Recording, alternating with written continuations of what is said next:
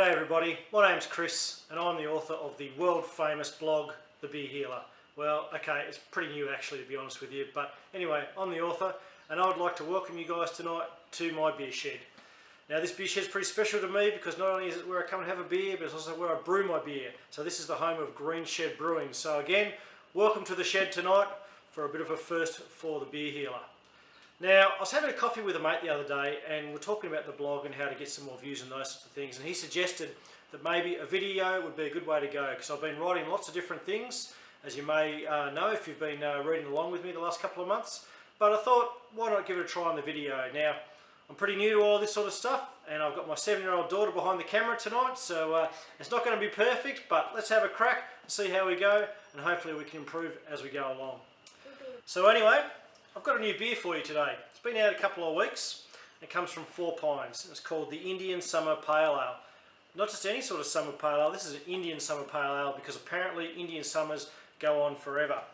Now I'd just like to give a bit of a shout out to the guys at 4 Pines, say thank you very much for sending me the samples of these beers. As a new blogger in the industry, it's very tough to get on the old samples list, and so I'm very appreciative for them sending them down to me, and in particular a lady by the name of Brooke Burns. So anyway, the beer. And it comes in a can. I love cans, and I love beer in cans too. Sorry for that very poor old dad joke, but I just love cans because you know, you can't get any light to a beer in a can, so therefore it's protected from being light struck. They're really easy to chill down. Chuck them in some ice or in a freezer, and they're chilled in an absolute, you know, instant, well not an instant, but very, very quickly, a lot more quickly than glass. And when you're done with them, you can scrunch them up and chuck them in the recycling bin, and they don't take up too much room. So they're perfect for when you're down the shack, maybe on the boat, or when you're out fishing. Righto, so let's pour this beer. Love that sound. Pour it down, and when I pour my beers, I love to get a nice good head on it. I hate it when I'm in the pub and the old publican pours it all the way to the top with the yellow liquid. I like to get a nice good head formed on it. Look at that. Absolutely beautiful. Looking pretty nice, I've got to say. Nice colour, nice straw colour. So apparently the boys have been mucking around with this beer a fair bit in recent times at their Manly Brew Pub, just trialling a few different brews on the taps through there, and look, hopefully they've been doing all the mucking around with those guys there, and by the time it gets out to us guys who are a bit further afield like we are here down in Hobart, hopefully they've perfected it. But I've got to say from the start that is a really nice colour beer for, and probably what I was expecting for this style of beer, I suppose. So anyway, next step when you try a beer, and I'm preaching to the converted here, I'm sure, but you've got to take a great big smell of it. And I love doing this because then you get a nice hit of the aroma that the beer's got to offer. Now, for those of you that know the Brewdog company, the brewers out of Scotland, you may also know that they did produce a television series up to about season 3 now. They've been doing it in America, where they've been going around lots of different breweries, brewing lots of different beers, and just having a lot of fun. Now, James Watt, one of the brewers that is on that series and one of the owners of Brewdog, he's a Cicerone, so he knows what he's talking about when it comes to beer, and I love the way he tells his fans how to drink the beer and how to taste the beer and how to smell the beer. So this is what he does when he says to smell it, and this is my best poor Scottish accent. He goes, "Hello, how are you?" And anyway, that's his way of getting a great big whiff of the beer. Now, speaking of taking a whiff of this beer, the aroma on this beer is kind of what you expect from this style of an ale. So you've got similar ones out in the market like your Stonewood Pacific Ale and your Mountain Dog Summer Ale. This is also brewed with Galaxy hops, I believe, and you can tell with the citrusy sort of flavour and coming through in this beer. That's definitely a signature of the Galaxy hop.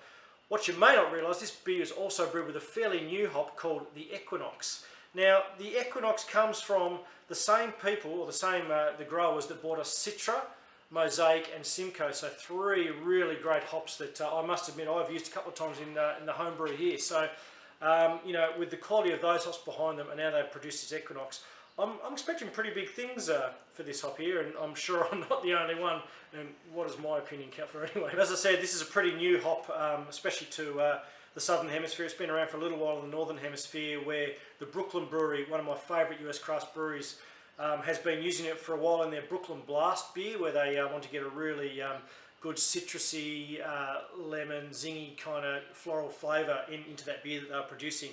In Australia, it's not so widespread. Obviously, it's in this beer here. I believe Modus Operandi brewed a beer. Not sure whether it was a full-time beer or maybe a special release, but they've also brewed with it, and I'm sure others have. So enough talk about the beer. Let's have a taste.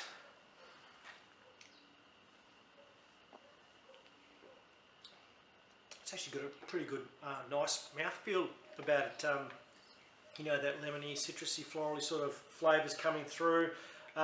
Nothing too hard on the bitterness. It's only a 15 bitterness units beer, so you know it's not going to offend people. But it does have a nice little bitterness at the end there. Yeah, that's quite tasty. Look, it's probably not one that's going to appeal to the hopheads that want to have their heads blown off with 60 IBUs or whatever. But I can honestly say I think this beer will have a nice place if you want to have a few down the pub, a little bit of a session. Maybe, as I said before, if you're out fishing or if you're coming in after mowing the lawns, this would be the ideal beer for that because you can just... Look,